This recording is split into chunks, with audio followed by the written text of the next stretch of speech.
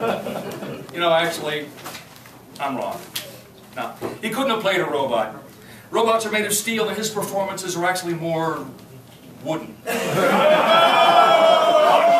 He is tall. You may not have noticed, he is tall. You know, 6'5". And that's before you figure in the dead muskrat on his head. Oh, you didn't know? How the hell do you think somebody can go for 30 years and have their hair get thicker? You know how thin the air is up there? Fertilizer doesn't help. Okay, so Richard did a little addition on the top. We all do. And if you think that's easy to achieve, you got another thing coming. He put in a ton of research before making the final choice. I mean, these days, the world sees everything, and appearances really are important. Now, Richard, as you've seen, is a warm man. He's got a nature-loving, environmental heart. He wanted something natural. And on this transplant crap where they take your pubic hair and every time you scratch your head, your ears. Being the frontier outdoorsman he is, Colorado born and bred, Richard wanted to salute Mother Nature.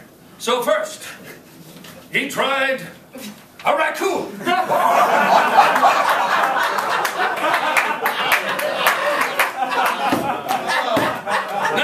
People started asking if he wanted to be Davy Crockett or Daniel Boone when he grew up. You know, some people called him Uncle Fess and asked him how much of Santa Barbara he intended to buy anyway.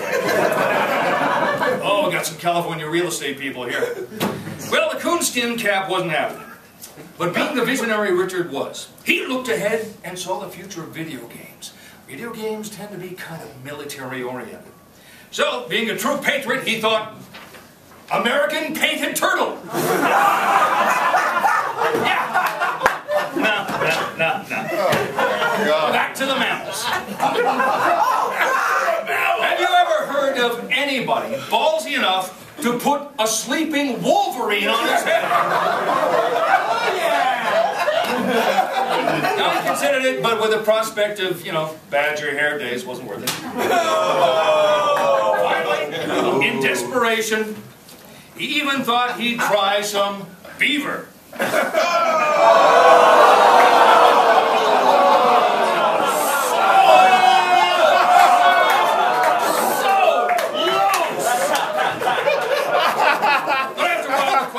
What hair gel are you using?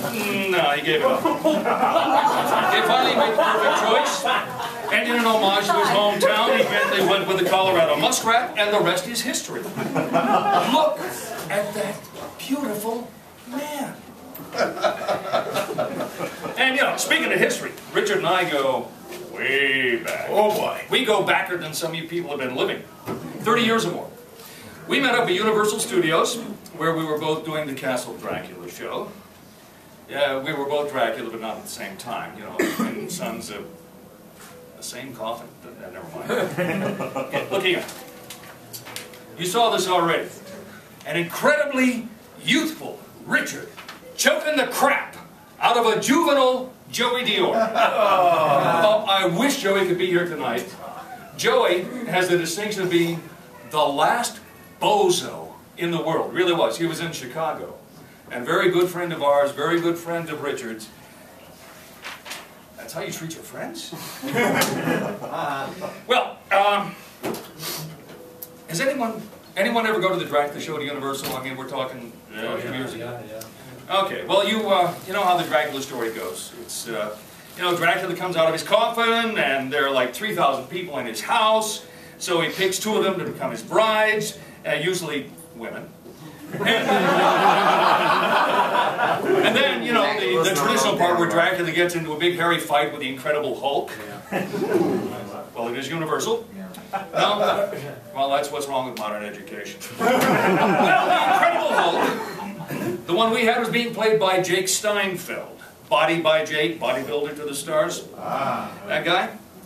Well, Jakey had this little problem with not being the biggest body on the stage. Apparently being green is easier for some people than others.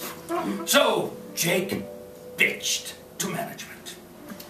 So Richard, to whom Jake cleverly referred to as the Tree, had a conference with management. Conference with management says, you know, do what we say or you're fired. But knowing that he had a family to take care of, Richard fell back on his ballet training. And whenever he was on stage with Jake, he would do a little plie.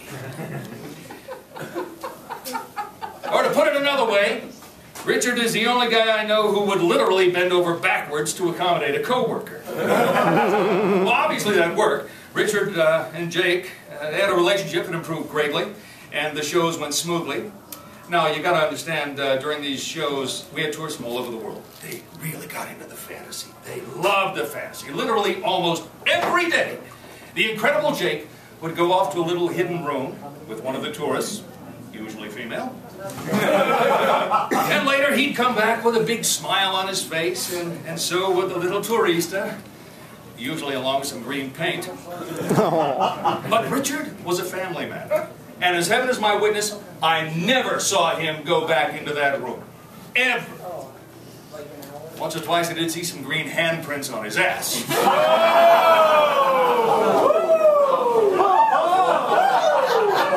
bulk with the Hulk! Later on, Richard and I wound up working literally all over the world. We were supervising foreign versions of American films for DreamWorks and Warner Brothers and Universal. And we would communicate. Email was a wonderful thing. And we would compare notes from where we were and what was going on. And I have to tell you, the adventures that man would get into. Oh man, the yachts, the parties, the crazed social world in all those major European capitals, as well as some of the low-budget pits where American movies get dubbed into other languages. So we compare notes about the places we're working. And I mean, this man was a one-man goodwill ambassador for the U.S. I learned. Did you know that if you speak slowly and loudly enough, those stupid foreigners will understand? Local customs, Richard embraced them like a native. Like the time he went into a classy European casino, and he set them straight. I mean, you know, in real casinos, American casinos, we don't charge you admission to come in so we can steal your money. What's the matter with you? And the time a studio host took him out to a very expensive meal at a fancy restaurant. You know where I'm going with this? I mean, I don't. Oh, you don't? Well, his host took him there, and they proudly served him the specialty of the house, what they called the best part of a sheep. Here's a hint. It ain't a lamb chop, and it ain't a leg of lamb. It's sort of in between.